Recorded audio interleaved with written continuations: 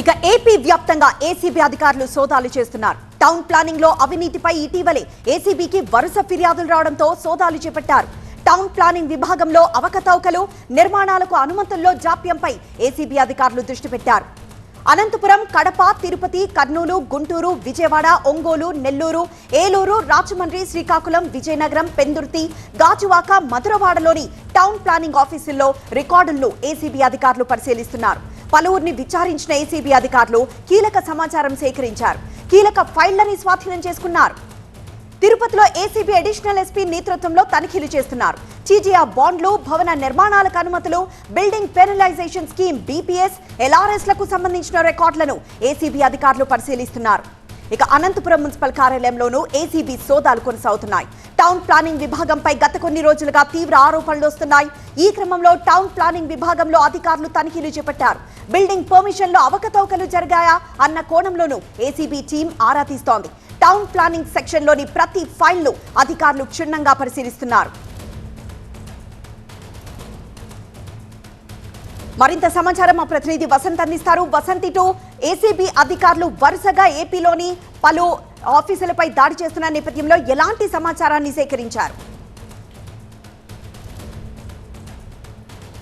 ప్రధానంగా town planning విభాగాలు మొత్తం కూడా కరప్షన్కు కెరాఫ్ అడ్రస్గా మారాయన్న ఆరోపణలు, విమర్శలు గత కొంతకాలంగా వినిపిస్తోంది. ఈ నేపథ్యంలోనే ఇటు ఏసీబీకి, రాష్ట్ర ప్రభుత్వానికి వచ్చినటువంటి కంప్లైంట్స్ ఆధారంగా ఏసీబీ అధికారులు నేడు ఏకకాలంలో రాష్ట్ర వ్యాప్తంగా ఉన్నటువంటి 13 టౌన్ ప్లానింగ్ కార్యాలయాలపైన సోదాలు చేస్తూ ఉన్నారు. టౌన్ ప్లానింగ్ కార్యాలయాల్లో ఉన్నటువంటి ఆన్లైన్ ఏవైతే అప్లికేషన్ సిస్టమ్ ఉంటుందో వాటిని వెరిఫై చేయడంతో పాటుగా ఇప్పటికే అనుమతులు ఇచ్చినటువంటి ఫైల్స్ మొత్తాన్ని కూడా చెక్ చేస్తున్నారు. ఈ సోదాలు దాదాపు మరో 2 రోజుల పాటు కొనసాగేటటువంటి అవకాశం అయితే ఉంది. ప్రధానంగా ఏపీలో కూటమి ప్రభుత్వం అధికారంలోకి వచ్చిన తర్వాత పెద్ద ఎత్తున రియల్ ఎస్టేట్కి సంబంధించిన కార్యకలాపాలు కొనసాగుతున్నాయి.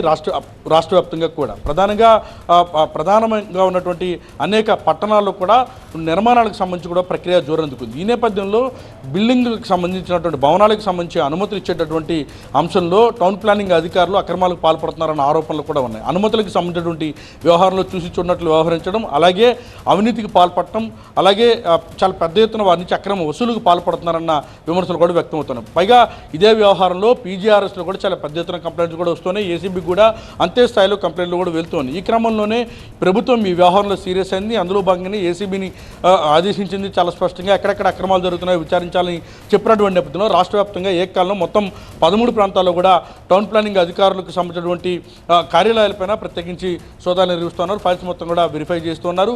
వాటితో పాటుగా ప్రధానంగా ఏవైతే టీడీఆర్ బాండ్లు ఉంటాయో, ప్రధానంగా ఎక్కడైనా నిర్మాణాలను తొలగించేటటువంటి క్రమంలో చట్టబద్ధత కల్పించేలాగా, నష్టపోకుండా వారికి ఆదాయం చూపేలాగా ప్రధానంగా టీడీఆర్ బాండ్లను ప్రభుత్వాలు జారీ చేస్తూ ఉంటాయి.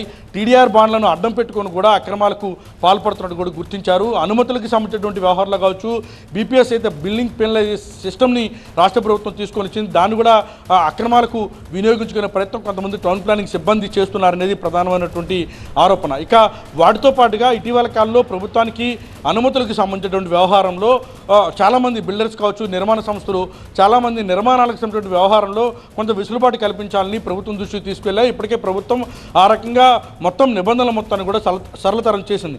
అన్ని అనుమతులతో నిర్మాణాలు చేపడుతున్నప్పటికీ కూడా కొన్ని సందర్భాల్లో టౌన్ ప్లానింగ్ అధికారులు ముఖ్యంగా వేధిస్తున్నారనేది ప్రధానమైనటువంటి ఆరోపణ. వాటికి సంబంధించి కూడా అసలు అనుమతులు ఏ విధంగా ఇస్తూ ఉన్నారు, నిబంధనలు పాటిస్తున్నారు లేదా, అక్రమంగా నిర్మాణాలు చేపట్టినటువంటి వాటి విషయంలో ఏ రకంగా చర్యలు చేపట్టారు, ఇటీవల కాలంలో లేఅవుట్లు అనుమతి లేకుండా అనధికారికంగా వాటిని ఏర్పాటు చేస్తున్నప్పుడు కూడా వాటి విషయంలో ఏ రకంగా చర్యలు తీసుకున్నారు, అనుమతులకి సంబంధించినటువంటి వ్యవహారంలో టౌన్ ప్లానింగ్ అధికారులు ఏ రకంగా చర్యలు తీసుకున్నారనే కోణంలో కూడా ప్రస్తుతం ఇటు ఏసీబీ అధికారులు దర్యాప్తు చేస్తున్నారు.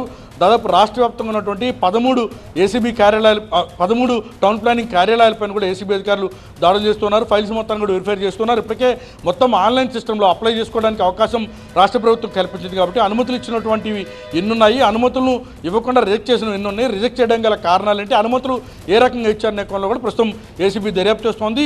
ఈ అర్ధరాత్రి వరకు కూడా తనిఖీలు కొనసాగేటటువంటి అవకాశం అయితే ఉంది.